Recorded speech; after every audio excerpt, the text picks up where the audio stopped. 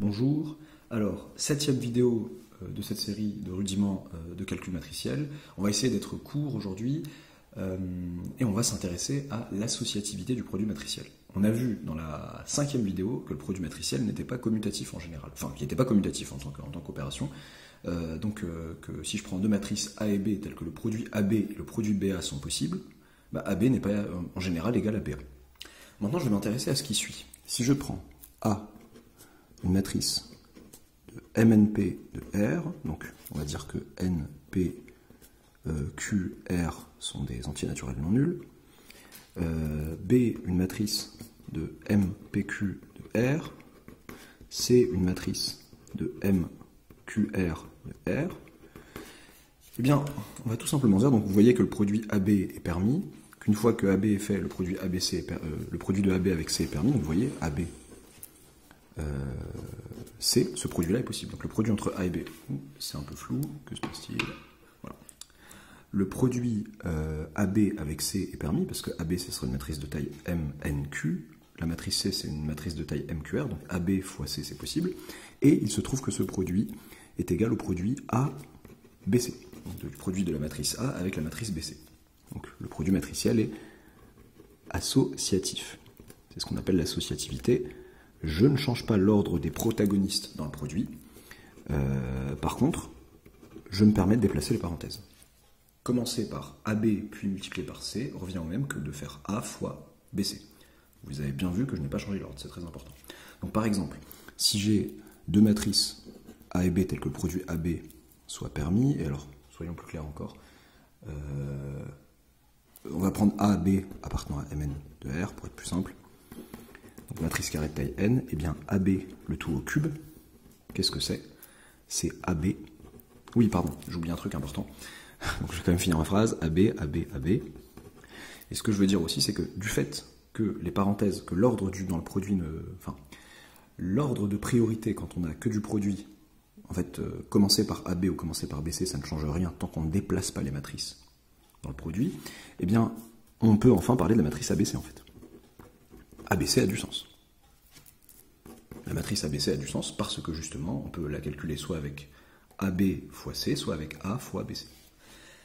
Et donc AB au cube, qu'est-ce que c'est? C'est AB, AB, AB. On peut commencer comme on peut dire que c'est ABA, BAB, on peut dire que c'est AB fois tout ça. On déplace les parenthèses à notre guise. Par contre, faites très attention, ce n'est pas A au cube, B au cube. Ce n'est pas A au cube, B au cube en général.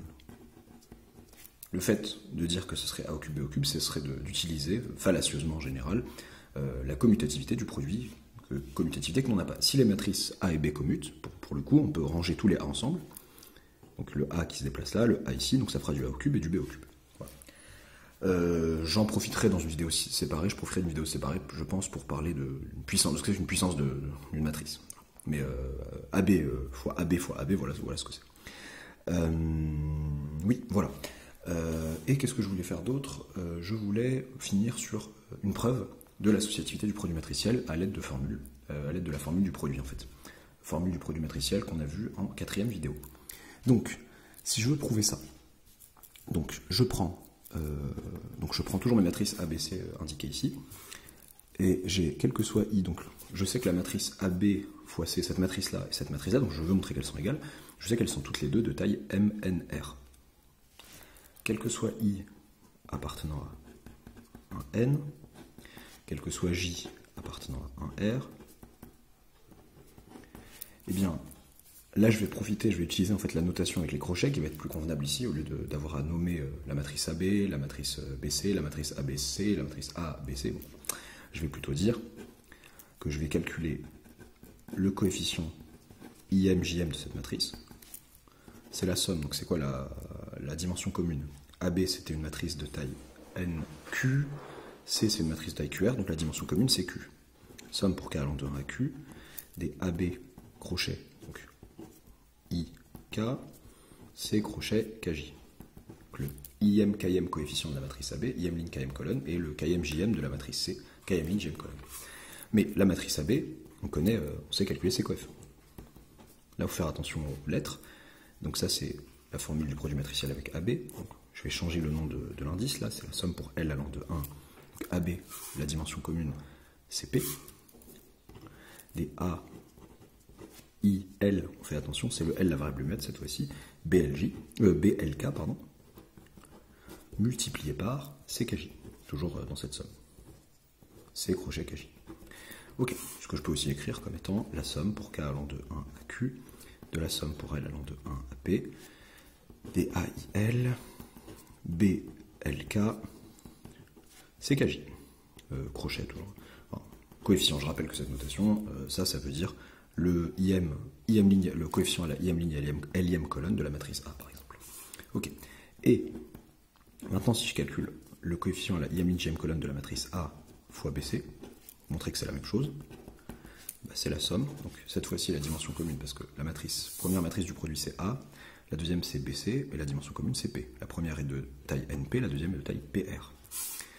Donc c'est la somme pour K allant de 1 à P, des A, des crochets A, I, K, crochet BC, KJ. Crochet BC, KJ, je peux le calculer aussi. Produit matriciel entre B et C. Donc ça va faire somme pour L, je fais attention parce que K est déjà pris ici. L allant de 1 jusqu'à, donc quelle est la dimension commune entre B et C? C'est Q cette fois-ci. AQ, D, B, donc KL, c'est comme le I de la formule en quelque sorte, parce que la formule c'était IJ, mais là c'est KJ, donc KL, C, LJ.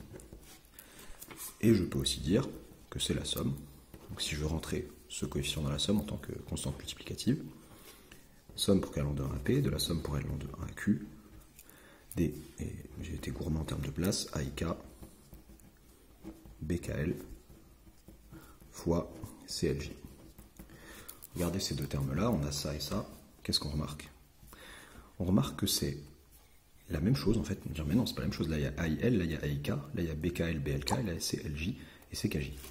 C'est la même chose, sauf que K et L changent de...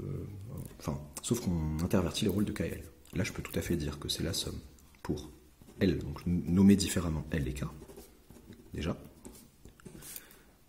A, I, L, B, LK, C, KJ, en changeant les noms, tout simplement, de ces deux indices, ces deux variables muettes. Et dernière chose, c'est d'intervertir les deux sommes.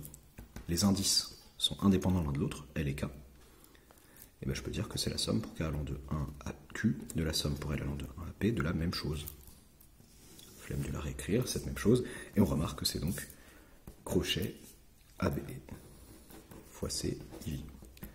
Comme c'est vrai pour tout I et pour tout J dans ces ensembles d'entiers, eh bien on a donc que A, AB fois C égale A fois BC. Associativité du produit matriciel. A très bientôt pour la suite.